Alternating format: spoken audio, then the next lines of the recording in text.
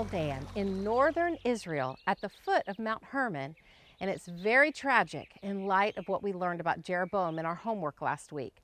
This is where one of the golden calves was placed by Jeroboam and demonstrates such a departure from him trusting God. You're also looking at a high place. A high place was like a platform, a stage. You could dance on it, and if you placed an altar there, you could make sacrifices on it. And I wanted you to have a picture because high places are mentioned so much in Scripture. I wanted you to see it so that we could translate it from this place into places in our life where we're going to step on a platform or step on a stage. It's an elevated place. Keep that in mind. And what Jeroboam did was he placed a golden calf on this platform. He not only did this here in Tel Dan, but also in Bethel. You know, a lack of patience positions us to depart from God's ways and manipulate things that we want. Anytime we depart from God's ways, we depart from fully trusting Him. When I was in my early 20s, I had a boyfriend that lived across town from me. And you know, what started out as just kind of a simple justification to sometimes let him sleep on the couch eventually led to full-blown sin. As I look back at why I made this departure from God's best that I knew was wrong, there were several reasons. I lacked patience. I got tired of waiting until we were married. I liked having him with me, and I got tired of saying goodbye. I got tired of trusting God for the future that I wanted. And I just decided to take things into my own hands now. But this decision that I justified, it only multiplied heartbreak upon heartbreak in my life. I can honestly look back now and see this one decision led me to making other decisions that demonstrated such a lack of trust in God and a whole lot of trouble in my life. The downside of that season of my life is that it led to sin, which had consequences. And honestly, it had consequences that I wish to this day I could go back and redo. God's grace and forgiveness have certainly brought about redemption, but given another chance, I definitely would have made different choices. We probably all have made decisions in moments of not wanting to wait on God and making decisions to take things into our own hands rather than trusting God that we wish we could go back and redo. But I bet you can also look back on those times like me and see that those seasons of life provided lessons that warn us from making those same mistakes today. While I can still be forgetful and impatient at times, I can still try to manipulate situations like I want them, I've learned a lot. As a matter of fact, just this week, I had a situation where I had to make a choice whether to follow what seemed like kind of a silly, unnecessary rule or take things into my own hands and rush the process of getting what I wanted. No one would have really known if I broke this rule, but I would have known. It was a clear test to see whether I wanted what I wanted more than I trusted God. Trusting God could have meant that I lost the opportunity I wanted, but not being patient and not trusting God would have meant that even if I got the opportunity, I would have to live with the reality that it was my doing and not God's blessing. And that's a heavy cloud that would have quickly overshadowed the joy of getting the opportunity and could have actually made the opportunity so tainted that there would have been a complete lack of joy altogether in the end. You know, that's how I identify from departing from trusting God. I have this little checklist: going where God told me not to go, looking at something God told me not to look at, partaking in something God told me not to partake in, saying things God told me not to say, being impatient with something God told me to be patient with. For example, instead of trusting God with your desire maybe to go after a significant assignment, maybe you try to gain a quick sense of significance by name dropping or making sure people know about your accomplishments. What gives us a quick hit of importance short circuits the security of real worth. You only feel as validated as the last compliment from others. And you or I, we can quickly start impatiently chasing praise, chasing people-pleasing, and cravings to be valued instead of patiently following God and trusting Him. The sad thing is, a true sense of worth can't ever come from other people. Only God can give this.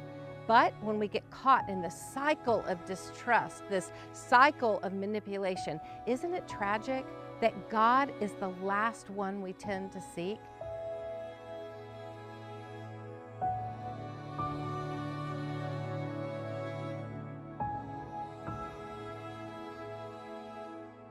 In our study last week, we can see this playing out in the life of two kings, Rehoboam, son of Solomon, and Jeroboam.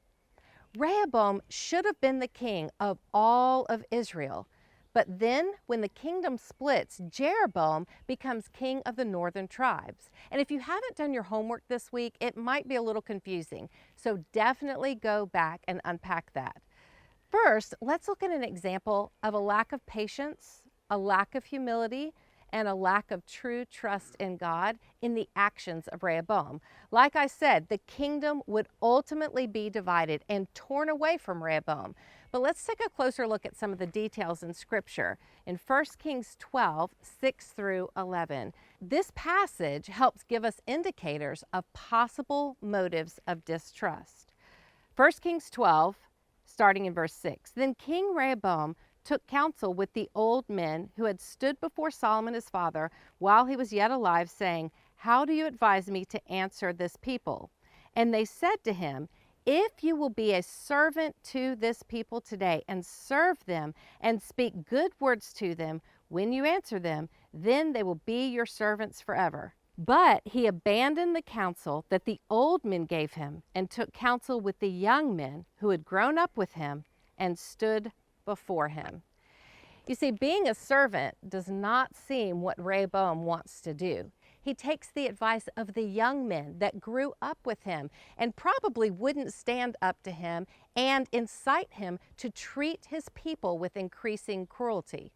Notice what these men tell Rehoboam to say in 1 Kings 12, verse 10b. My little finger is thicker than my father's thighs, or some translations say waist. Now this may seem really odd and something none of us today would ever dream of saying, but in the ancient world, to be larger or thicker was a sign of wealth, status, and power. It was all prideful, bragging things that he trusted and that made him feel quite self-reliant. The ultimate consequence of doing this his way rather than God's way would be the division of the kingdom. Now, we know this because after Rehoboam makes life even harder for the Israelites, they rebel against him. They stone Adoram, the taskmaster of forced labor, and Rehoboam jumps into his chariot and flees to Jerusalem. While Rehoboam continues to be the king of the southern region, Judah, the rest of the kingdom is ripped away from him, and Jeroboam is made king over the rest of Israel. Now, don't miss this. Because of this situation, Rehoboam is now king of only the southern kingdom, and Jeroboam is now made king of the northern kingdom. And while I'd love to tie a big, beautiful bow around Jeroboam and say that he did everything right, I can't do that, because we also find him exemplifying distrust and departures from God's ways. Jeroboam had such an amazing opportunity to be a very faithful king for Israel. After all, God had been so faithful to him. God saves him from the hand of Solomon. He gives him prophecy of the inheritance of the kingdom, and then God proves his faithfulness by actually making him king. If I were Jeroboam and all these people were recognizing God's faithfulness in my life and kind of looking to me as the it guy now, I'd really be feeling good and I'd really be feeling thankful. But feeling good and being thankful to God don't always go hand in hand. The next scriptures we read in 1 Kings 12, 25 through 33 are filled with examples of a lack of patience and honestly spiritual manipulation and a departure from the destiny God intended for Jeroboam. Now remember why we're here in Tel Dan. This was one of the altars that Jeroboam set up as an alternate place of worship. He doesn't want the people he's now leading to go back to Jerusalem and start following Rehoboam, who is in Jerusalem leading the southern kingdom. This is so important. What Jeroboam is doing is practicing replacement theology by replacing the time and the place of worship that God ordained and established. And even if they did go to Jerusalem to worship at the temple, well, they were still invited. Come on back. Also worship at Tel Dan, because the time was changed to be exactly a month after when the Israelites were supposed to go and worship at the temple. In other words, so the people who still did go to Jerusalem and worship at the temple there, when they came back, they had an opportunity to enjoy this place. It was crazy.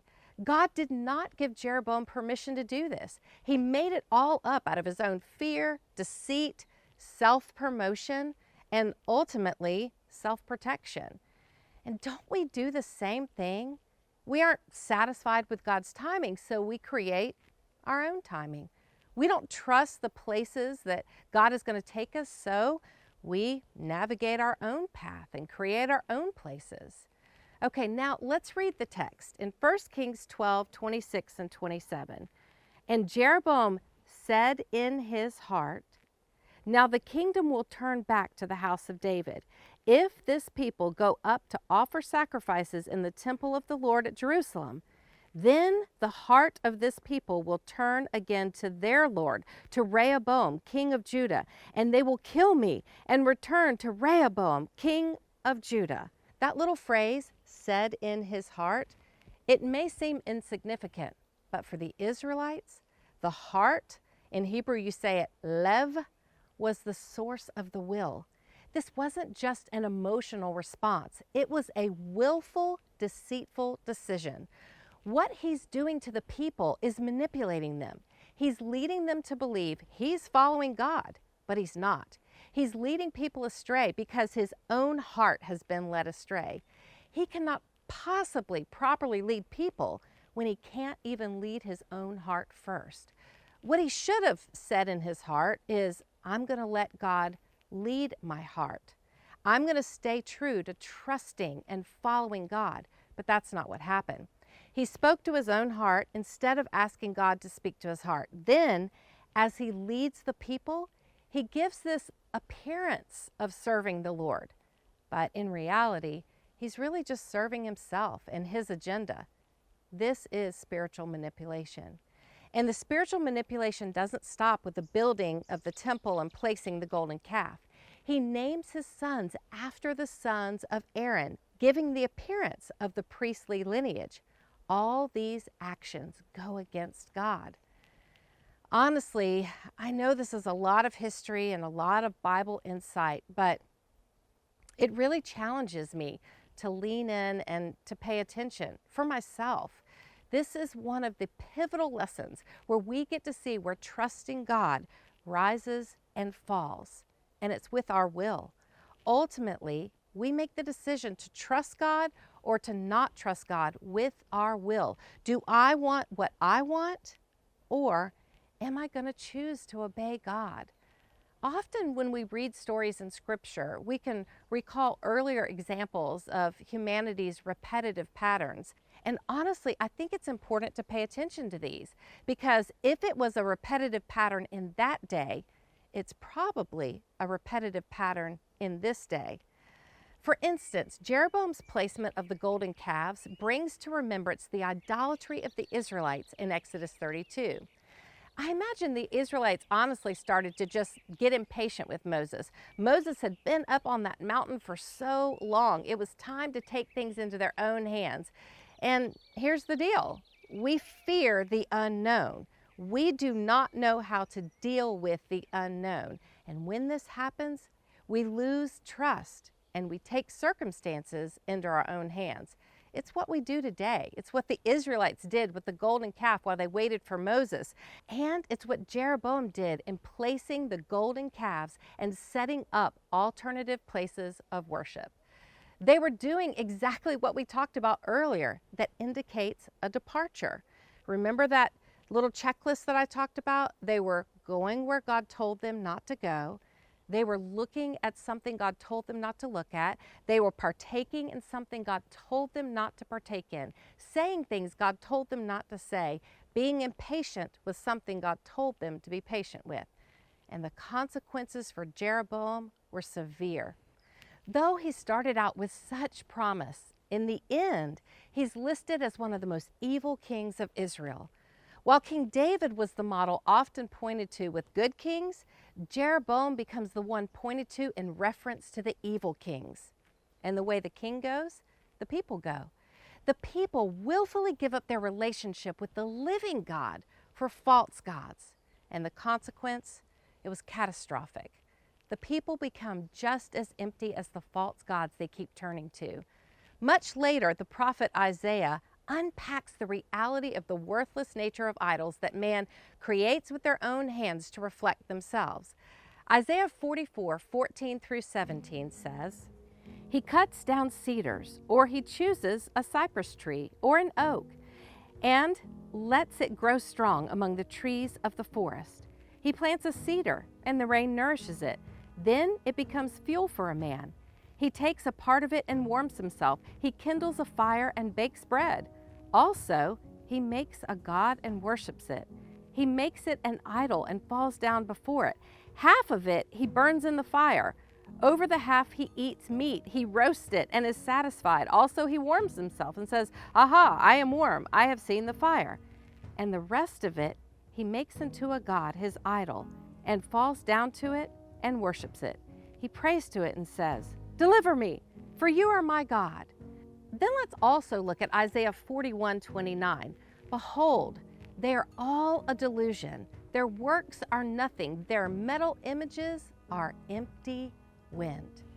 Ultimately, what this passage points out is the danger of spiritual manipulation and worshiping solutions of our own making. And isn't that what all these idols represent? A departure from trusting God happens because we think too lowly of Him and too highly of ourselves. However, when we think highly of God, we think rightly of ourselves. Not too high, not too low, but just right. Then we are free to simply trust God and enter into His desire for us to experience the goodness, beauty, and security of His presence, something that idols of our own making can never achieve.